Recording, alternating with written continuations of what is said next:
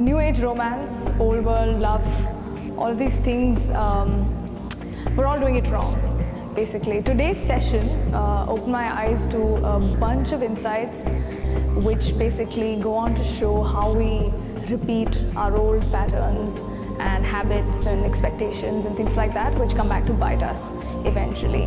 What we learned today in a very immersive, experiential manner, and not by somebody teaching us these things. In fact, most of the insights that came from ourselves and not from the facilitator. I think are going to go a long way in sort of helping me and even the people who are closest to me, and our relationships, the interpersonal dynamics as they work right now. I think I'm very glad that I came for this session because, especially in an age where picking up a self-help book or going out to seek advice from an expert, and these things are slightly judged and slightly even embarrassing for some of us. Especially my generation is not open to these things. They think they can solve all their problems just by themselves. So I'm very glad I sort of broke away from that and came for this and learned very many useful things, and I think I'm going to be a happy person for it.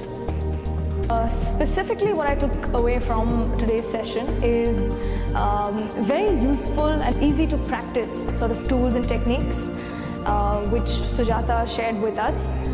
They're very simple things. They're things you can do at home. You don't need any fancy equipment for them. Sometimes you don't even need another person for them. And if you just do your due diligence in doing those things, I think the quality of connection you will feel with yourself and with others is going to improve drastically. Just by doing some of these things today has been immensely eye-opening. Some of the exercises got us extremely exhausted at the end of it, which means it was doing something to us. And some of them got us extremely energized, and everybody's experience was unique. I'd love to also say a few things about Sujata, the facilitator herself.